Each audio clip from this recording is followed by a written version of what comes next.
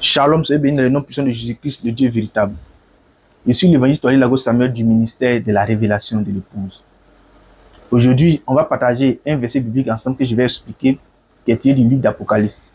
Vu que les gens disent que le livre d'Apocalypse est incompris, qu'on ne peut expliquer à part Dieu lui-même. C'est vrai que c'est Dieu lui-même qui explique tous les versets bibliques, tous les chapitres bibliques, et même le livre d'Apocalypse. Donc, poussé par le Saint-Esprit, les gens écrivent de la part de Dieu, donc poussé par le Saint-Esprit, Dieu va interpréter lui-même sa parole, ma petite personne. Mais avant de rentrer dans l'explication du verset, j'aimerais vous informer que j'ai créé un canal Telegram qui a pour titre, qui a pour nom La lumière du monde. Je vous invite tous à venir et être dans ce canal Telegram là, afin que nous puissions partager les Écritures, la pensée de Dieu. Je vais mettre les liens le lien est déjà dans ma bio TikTok. Je vais mettre dans les commentaires afin que vous puissiez cliquer pour être dans le canal Telegram. Chaque matin, nous envoyons des prières et chaque 10 heures, nous envoyons des versets bibliques, mais des chapitres entiers. Et souvent aussi, nous envoyons les prières fortes, les sujets de méditation, les sujets des citations.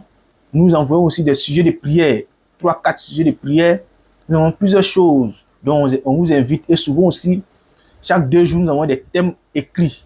Donc, venez, afin que nous puissions partager la lumière ensemble, nous puissions partager le feu du Saint-Esprit ensemble, et après, vous pouvez poser des questions.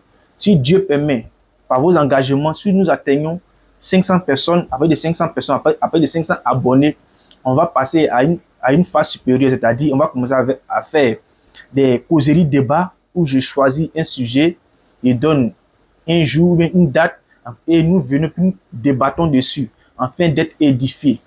Et lorsque nous allons atteindre les 500 personnes, et je ferai aussi des vidéos en direct sur ce canal Telegram, là, des vidéos en direct. Et aussi, j'expliquerai des versets. Comme aujourd'hui, je suis là pour expliquer le verset d'Apocalypse 4, verset 5. Je vais expliquer tout cela par écrit. Mais ce qui concerne les vidéos ou bien les causeries débats, ça serait en vidéo où je vais lancer un salon et chacun va intégrer le salon. On va débattre sur le sujet pour être différents. Nous nous rapprochons plus du Saint-Esprit. Nous avons toujours en nous le feu du Saint-Esprit. Shalom, soyez bénis. Donc, après 4-5, je lis la parole. Du trône sortaient des éclairs, des voix et des tonnerres. Devant le trône brûlaient 7 lampes ardentes qui sont les 7 esprits de Dieu. Premier, c'est de savoir est-ce que Dieu a cet esprit. Ensuite, que signifient les 7 lampes? Que signifient les tonnerres, les voix? D'abord, lorsqu'on va dans l'Ancien Testament, dans Exode 20, 18, 20, il y a le peuple de Dieu qui voulait écouter la voix de Dieu directement.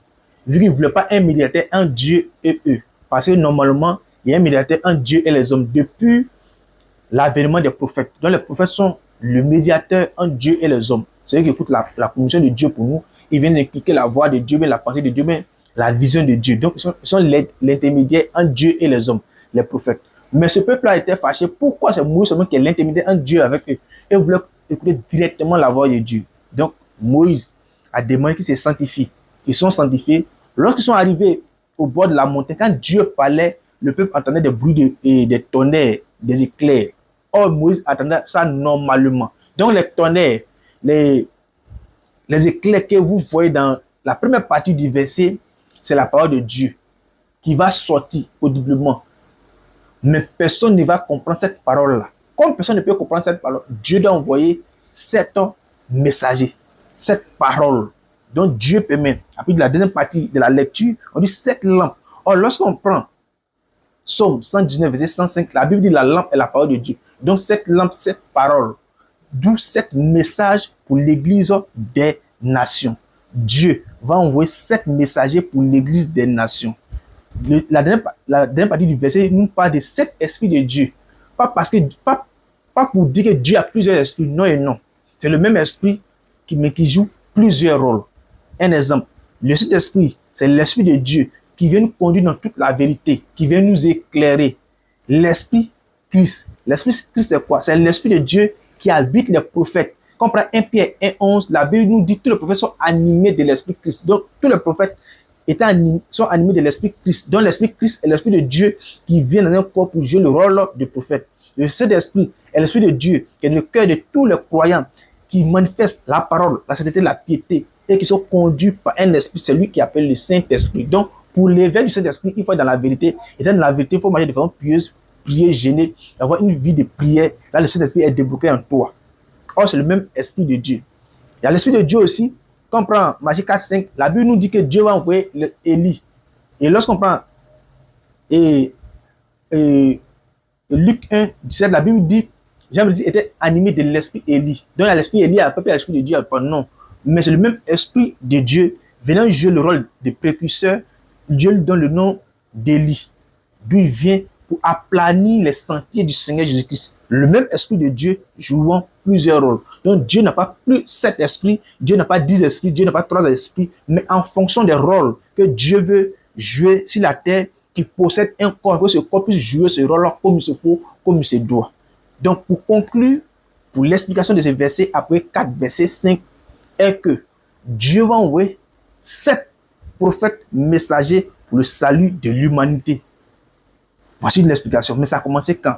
Lorsque Jésus-Christ a dit à ses disciples, allez faire de toutes les nations les disciples, dans Matthieu 28, 19 à 20, et le Saint-Esprit est descendu sur eux. Après cet événement-là, Dieu a envoyé 7 prophètes messagers pour l'église des nations. Si quelqu'un vous dit, après l'avènement du Seigneur Jésus-Christ, Dieu n'a pas envoyé des prophètes, c'est un menteur, c'est un voleur, je ne sais pas de quoi il parle.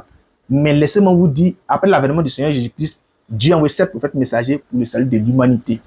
Soyez bénis, que la main du Seigneur soit sur vous, qui vous touche.